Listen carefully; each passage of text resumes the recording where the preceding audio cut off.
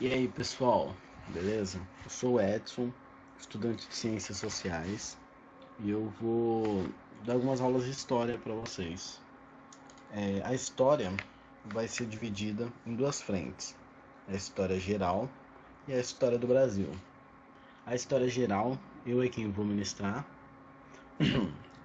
e a história do Brasil vai ser a Ana Flávia, que vocês vão conhecer na próxima aula de história, certo? Então vamos começar aqui. A primeira aula vai ser sobre pré-história. O que seria a pré-história? Pré-história é o período entre a origem da humanidade até a invenção da escrita e da agricultura, que são dois marcos importantíssimos na vida humana. Tem que ressaltar que, durante esse período, como ele é anterior à invenção da escrita, a gente não tem nenhum registro, a gente não tem nenhum documento, salvo a arte rupestre que a gente vai ver no fim, que comprove que algumas coisas, como funcionava exatamente a sociedade, etc. A gente tem estudos feitos e que chegam a algumas conclusões e daí a gente vai formulando, idealizando algumas coisas, certo? Dito isso, vamos começar aqui. A pré-história ela é dividida, né, em três períodos: o período paleolítico, o neolítico e a idade dos metais. Aí a gente vai ver cada um agora mais certinho. O paleolítico é chamado também de idade da pedra lascada, e a gente já descobre por quê. Ele é o período entre o surgimento do homem até mais ou menos 10 mil anos antes de Cristo. Então, esse é o período paleolítico. Nessa época, nesse período, os homens eram caçadores-coletores. O que isso quer dizer? Quer dizer que eles viviam numa determinada área, eles caçavam, pescavam e viviam da coleta de frutos, certo? Para se manterem vivos. Eles moravam em cavernas e eram nômades. Por consequência de serem caçadores-coletores, eles eram nômades. O que são os nômades? Nômade são os homens que não têm uma residência fixa, não têm um lugar fixo. Ou seja, eles viviam migrando, viviam saindo de um lugar para o outro. E por que isso seria consequência de ser caçador-coletor? Porque eu estou numa determinada área, caçando e coletando os frutos. Chega um momento em que vai ter uma escassez de fruto e animais, porque eu vou estar sempre caçando ali. Então eles mudavam para algum lugar onde tinham frutos e animais para eles caçarem, certo? Nesse período, os utensílios de madeira, pedra, ossos e chifres, que não eram usados só aqui, certo? Eles são simples, extremamente simples. E por isso a idade da pedra lascada, porque a pedra que eles usavam para fazer as lanças, para fazer, vamos pôr aqui, machados, etc., não tinham sequer fio de corte, ou seja, não eram afiados. Eram simplesmente pedras quebradas que davam uma ponta, e eles falavam: essa ponta fura, a gente vai conseguir matar um animal com ela. Ou se não, bater num galho de uma árvore para cair o fruto, certo? E tem o fogo. O fogo, aqui, já descoberto por uma parte dos homens, e é bom lembrar isso, porque a história ela não acontece de maneira exata, digamos assim. Não é porque eu falo, descobriram fogo no ano X, em determinado momento, que todo homem que, assim, a partir daquele dia, todo mundo sabe dominar o fogo. Não. Você tem registros ali das primeiras pessoas que conseguiram dominar, certo? Então, quem tinha o poder, né, quem conseguia dominar o fogo, costumava utilizar para quatro coisas principais: a iluminação das cavernas e fora das cavernas também, por que não? A defesa contra animais, eles usavam fogo para espantar os animais, certo? A alimentação, eles cozinhavam as carnes que eles caçavam os peixes, etc., para conseguir se alimentar melhor. E poder. Poder que eu digo é nesse sentido de como você tinha algumas pessoas, né, alguns homens ali, tribos, digamos assim, que não tinham conhecimento do fogo, não sabiam controlar o fogo, os que sabiam tinham poder sobre esses, certo? Eles usavam como maneira de dominar, vamos supor assim, esses povos, certo? Então esse é o período paleolítico ali, é o mais antigo da humanidade, certo? Aí a gente tem o período neolítico, ou idade da pedra polida. Aqui, o que ocorre? Ocorre o desenvolvimento agrícola e a domesticação de animais. E isso daqui, ou seja, o começo da agricultura e da domesticação de animais, e deles não só domesticar, mas criar, por exemplo, gado, né, vamos por vacas e etc., para se alimentar, certo? Ou seja, eles passavam, ao invés de serem caçadores-coletores, como no período paleolítico, o homem agora é sedentário produtor. Ou seja, eles têm uma residência, eles têm um lugar fixo onde eles ficam e eles produzem o alimento, seja aqui com a agricultura, seja com os animais que eles prendiam, certo? Nesse momento, as relações socioculturais mudam de uma maneira muito considerável, tendo em vista que aqui começam a surgir núcleos populacionais, ou seja, as pessoas começam a se concentrar. A gente pode colocar como se fosse o começo de tribos se formando, certo? Então, o que antes era muito mais raro, porque as pessoas viviam sempre andando, então não tinha uma área, vamos supor que tal grupo de pessoas dominavam. Aqui eles passam a ter, certo? O desenvolvimento dos utensílios, como vocês podem ver aqui, esses utensílios da pedra polida já são diferentes da pedra lascada. Por quê? Porque aqui a pedra é polida. Ou seja, eles tinham a ideia de que conseguiam afiar os utensílios deles. Então, as lanças para caça de animais eram mais afiadas, os machados, as facas aqui, as coisas que eles usavam para arar a terra, eles começaram a desenvolver melhor as técnicas para melhorar os utensílios que eles usavam, certo? Essa mudança, né, de caçador-coletor para sedentário-produtor, desenvolvimento da agricultura, é chamada de Revolução do Neolítico. E como eu falei, as coisas na história não ocorrem de um dia para o outro. Não foi da noite para um dia que é pronto, a gente agora está no período neolítico e está todo mundo assim. Não. Os homens foram aos poucos deixando de ser caçador-coletor, se tornando sedentário-produtor, aprendendo, né, a desenvolver os utensílios, aprendendo a agricultura, entendendo como as coisas ocorriam, certo? Aqui agora é a Idade dos Metais. A Idade dos Metais foi quando o homem passou a desenvolver a metalurgia, ou seja, eles começaram a usar os metais, a fundir os metais, certo?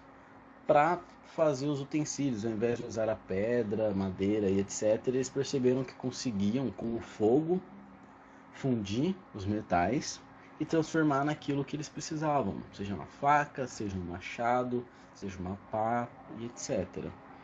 O que, né, possibilitou grandes avanços na tecnologia. Então, de você parar de usar pedra e começar a usar metal, são novas possibilidades de coisas a se fazer e tecnologias novas, certo? E é bom lembrar de novo, isso não quer dizer que eles pararam de usar pedra ou que todos os povos de uma vez deixaram de usar a pedra ou a madeira e etc. Foi um processo lento de descobrir que eles conseguiam fundir metais, de descobrir que ao fundir eles conseguiam transformar em utensílios, certo? Foi um processo lento, foi uma coisa em fases ali. Por falar em fases, na Idade dos Metais a gente tem 3 períodos: do cobre, bronze e ferro, que seria quando o homem aprendeu a fundir e utilizar o cobre, certo? Que é o material, o metal mais, é um metal mais menos resistente, ele é mais maleável, etc. Depois o bronze e por último o ferro. Não vou saber dizer ao certo quais coisas misturam, mas o cobre misturado com outro elemento dá o bronze e uma mistura de outros elementos é o ferro. Então o homem teve que passar um tempo testando as coisas até chegar no ferro, certo? Nesse momento há uma melhora da qualidade de vida, porque os instrumentos de caça e agricultura são melhores com o metal, e isso faz com que as sociedades não, os povos ali começando a se formar, é, eles passem a conseguir se desenvolver melhor, certo? Porque há uma melhora nos utensílios que eles usam, logo eles conseguem novas possibilidades ali, certo? No fim da Idade dos Metais surgem as primeiras cidades e as relações sociais começam a se estabelecer, ou seja, ao acabar a Idade dos Metais, e ali, de novo, num processo lento, num processo cheio de etapas, não foi uma coisa da noite para o dia, começam a surgir as primeiras cidades. Esse conjunto, esse pessoal que foi se juntando ali desde o Neolítico, as relações entre eles ali, eles começam a dar outros significados para as relações, para a maneira de lidar entre um e outro. O que faz com que comecem a surgir as primeiras cidades ali. É claro que não surgiram prédios, cidades no sentido que a gente conhece hoje, mas ali começam a surgir, vamos supor, primeiros povos indígenas, certo? E as relações sociais ali começam a ter um determinado significado, certo? Aqui agora falando da arte rupestre, que é a arte que existia durante esse período, a pré-história, a gente tem que fazer uma ressalta aqui. Por conta da falta de documentos, não se sabe ao certo o que cada pintura representa, mas estima-se que ou sejam relatos do dia a dia dos homens ou pinturas com fins ritualísticos. As pinturas encontradas nas cavernas ou as esculturas feitas pelos homens na pré-história tinham certo significado para eles que hoje a gente não consegue saber, porque falta algum documento, falta alguma coisa dizendo, ó, isso daqui significava isso, significa isso, pipipi, popopó, porque eles não tinham a escrita desenvolvida. Então a gente, por meio de estudos e estimando, acha que ou eles queriam que, por exemplo, desenhassem eles abatendo um boi numa parede de uma caverna. Eles queriam que, ou eles estavam representando que eles realmente, naquele dia, em determinado momento, eles abateram um boi, ou eles queriam que deuses, ou Deus deles, desse a eles o privilégio ali, o boi para ser morto, certo? No Paleolítico, as estatuetas também eram construídas, além de pinturas, e a partir do Neolítico começa-se a ter um desenvolvimento da arquitetura, o que faz com que construções maiores assim comecem a surgir, certo? Novamente, a gente não sabe ao certo o que eles queriam passar com essa arquitetura, mas tá lá. E agora eu separei duas questões. Não é A pré-história não é um tema que cai muito nos vestibulares, como Enem, a Unesp, FUVEST, Unicamp, etc. Mas vira e mexe aparece, e aparecem algumas coisas em outros vestibulares também. A gente vai ver aqui agora. Vamos lá, a primeira questão. Aproximadamente 12 mil anos atrás, a última era glacial chegava ao fim. Nesse período, os grupos humanos da região do chamado Crescente Fértil já haviam aperfeiçoado o uso de ossos, madeira e marfim para fabricar agulhas com furos, arpões, lanças, pontas e garfos, e usando pedras polidas, começaram a fabricar enxadas, foices, pilões e machados, inaugurando o período que chamamos de Neolítico. Tá vendo? O Neolítico ele foi marcado por essa intensa aperfeiçoação e desenvolvimento de diversos utensílios para o homem. Certo? Aqui, ó, enxada, foice, coisas que no Paleolítico não tinha, porque eles não tinham a ideia de que a pedra polida ali eles conseguiam dar um corte para a pedra, sabe? Vamos lá, esse período, o Neolítico, é caracterizado principalmente pela descoberta do fogo e invenção da escrita. Não, a escrita ela vai ser inventada após a Idade dos Metais, o fim da pré-história. E o fogo já foi descoberto no Paleolítico. Descoberta da fundição dos metais e surgimento das primeiras cidades. Também não, porque isso daqui, como a gente viu, faz parte da Idade dos Metais. Invenção da agricultura e pela sedentarização dos primeiros grupos humanos, certo? Ou seja, o Neolítico, as principais características do Neolítico é a invenção da agricultura e a sedentarização dos primeiros grupos humanos, o homem deixando de ser caçador-coletor, passando a ser sedentário produtor, certo? Então, alternativa C. E a 21 aqui, vamos ver. Aí. Uma fornalha de 300 mil anos, descoberta em uma caverna paleolítica de Israel, levou os cientistas a concluir que esta se trata da mais antiga descoberta, que aponta para o controle do fogo por parte do homem. O uso do fogo é um dos fatores que contribuíram para a evolução de nossos ancestrais pré-históricos.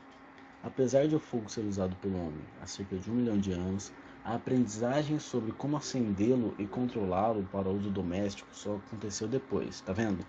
Não foi aprender a, vamos supor, eles viram fogo, ali aconteceu de N maneira na natureza, e eles, nossa, agora a gente já sabe fazer isso. Não, levou muito tempo até eles saberem acender e apagar o fogo, até acender outras coisas, como a fogueira, por exemplo, controlar melhor aquilo, certo?